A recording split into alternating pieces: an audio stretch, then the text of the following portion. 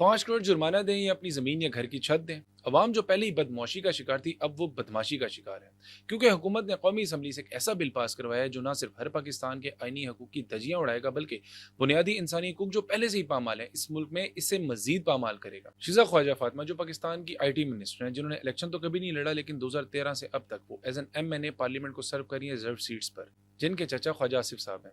उन्होंने पार्लियामेंट में एक बिल पेश किया जो पास भी हो गया, जिसके मुताबिक मोबाइल फोन कंपनियां या टेली कम्युनिकेशन कंपनियों को ऑप्टिकल फाइबर बिछाने या टावर लगाने के लिए जगह न देने वाले निजी घर के मालिक, किराएदार या अवामी और निजी इदारे पर 5 करोड़ रुपए जुर्माना आयद होगा। पाकिस्तान के आइन का आर्टिकल 23 शहरियों को जायदाद रखने और इससे फायदा उठाने का हक देता है, जबकि आर्टिकल 24 मजीद कहता है कि किसी शख्स को उसकी मलकियत से कानून और मुनासिब मुआवजे के बगैर महरूम नहीं किया जा सकता। लिहाजा अगर कोई ऐसा कानून बनेगा जो मालिक की रजामंदी के बगैर इसकी जमीन या घर पर कब्जे का रास्ता खोलेगा, तो यकीनन आईनी सवालात पैदा तो होंगे। अगरचे वजारत IT का मौक़िफ़ ये है कि निजी मलकियत पर कब्जा ज़बरदस्ती नहीं होगा, लेकिन जब हम इस बिल की ज़ुबान टोन पढ़ते हैं तो साफ ज़ाहिर होता है कि यह बिल आईनी और बुनियादी हकूक और राइट टू प्राइवेट प्रॉपर्टी से सीधा टकराव करता है। मिनिस्टर साहिबा ने यह कहा है कि ज़बरदस्ती एक्वायर नहीं की जाएगी प्रॉपर्टी, बाहमी रजामंदी से होगा जो भी होगा। तो सवाल यह है कि फिर फाइन किस पर आयद होगा? प्रॉपर्टी के मालिक पर? अगर प्रॉपर्टी के मालिक पर फाइन आयद हो रहा है तो उसे जबरदस्ती नहीं कहेंगे तो क्या कहेंगे? इस बिल के मुताबिक इनकार वाली ऑप्शन है ही नहीं। सिर्फ बामी मुशावरत में जो चीजें होंगी वो होंगी किराया, प्राइवेट कंपनी का प्राइवेट प्रॉपर्टी पर आने जाने का वक्त, मेंटेनेंस का वक्त। मालिकान को एक नोटिस भेजा जाएगा इजाजतनामे के तौर पर, जिसका जवाब 30 दिन में देना लाजिम होगा।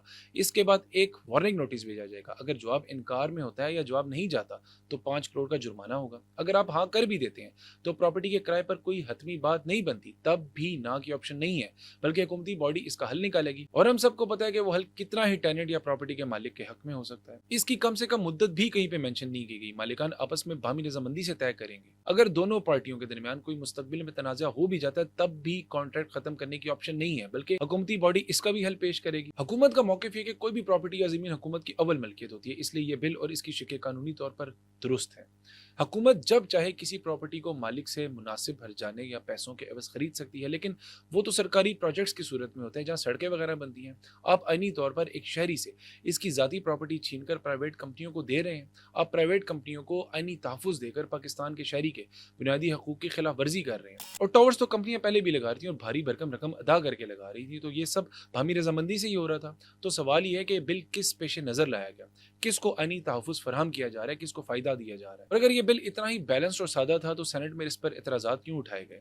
वहाँ भी ये आसानी से क्यों नहीं पास हो गया? लगता यूँ है कि कौमी असम्बली एक निजी असम्बली बन चुकी है, एक इमारत जिसकी हैसियत रबर स्टैम्प से ज़्यादा नहीं रही, जहाँ जब जिसका दिल चाहता है, जैसा दिल चाहता है वैसा बिल पास करा लेता है, जो अवामी हकूक़ और तहफ़्फ़ुज़ से जिसका कोई लेना देना नहीं होता। आप ज़रा तसव्वुर कीजिए, आपका घर, आपका प्लॉट या आपकी ज़रई ज़मीन, आपने बरसों की मेहनत से जायदाद बनाई, इस पर सरमाया लगाया, ख्वाब सजाया, फिर एक दिन आपको एक नोटिस मिलता है कि यहाँ टेलीकॉम इंफ्रास्ट्रक्चर इंस्टॉल किया जाएगा। सवाल ये है कि क्या रियासत या कोई कंपनी अवाम की निजी मलकियत पर इस हद तक इख्तियारात हासिल कर सकती है? दुनिया भर में निजी मलकियत का तहफ़्फ़ुज़ बुनियादी शहरी आज़ादियों में शुमार किया जाता है। जब शहरी को यह खौफ होता है कि किसी भी वक्त रियासत या कोई ताकतवर इदारा इसकी जायदाद के इस्तेमाल का फैसला कर सकता है, तो सरमायाकारी, तामीरात और ज़मीन की कदर में बहुत फ़र्क पड़ता है। ऐसा फ्रेमवर्क जिसमें रियासत या कंपनियां बहुत ज़्यादा इख्तियारात हासिल कर लें तो पहला नुकसान एतमाद का होता है। लोग ज़मीन और प्रॉपर्टी में सरमायाकारी करना बंद कर देते हैं।